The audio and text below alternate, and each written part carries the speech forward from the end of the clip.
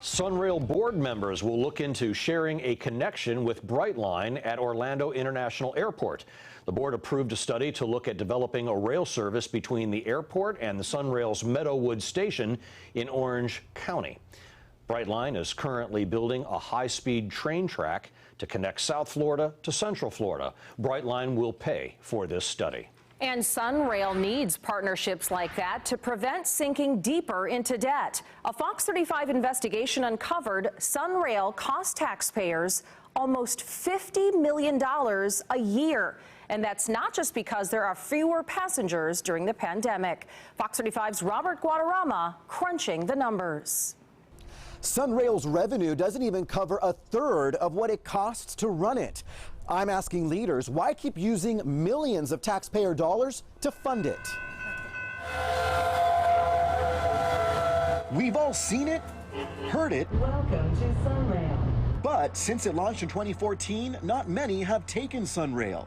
The commuter train runs weekdays only to keep operating costs down.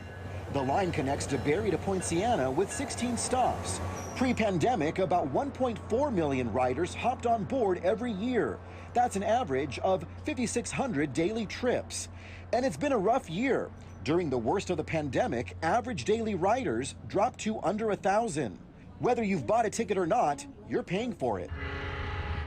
I requested Sunrail's financials from the Florida Department of Transportation, which operates the system. Here are the numbers. Sunrail's annual budget is roughly $66.5 million, but it only expects to bring in $16.8 million this year. That leaves taxpayers picking up the difference, all $49.7 million.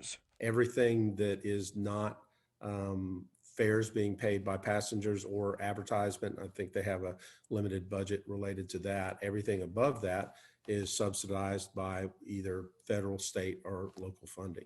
Orlando Mayor Buddy Dyer, who also sits on the Central Florida Commuter Rail Commission board, tells me the deficit isn't a surprise to the people who oversee Sunrail. We anticipate that they're going to operate at a deficit. Will Sunrail ever be self-sustaining and self-funding?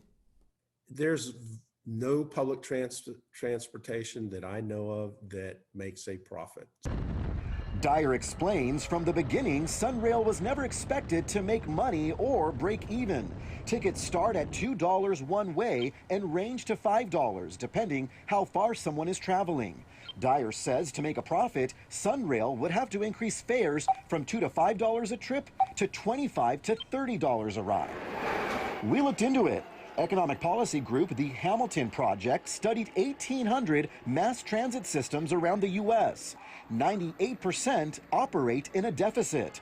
No one can run their household on a deficit like that. So why should taxpayers support Sunrail when they're not seeing that return in investment, at least in dollars?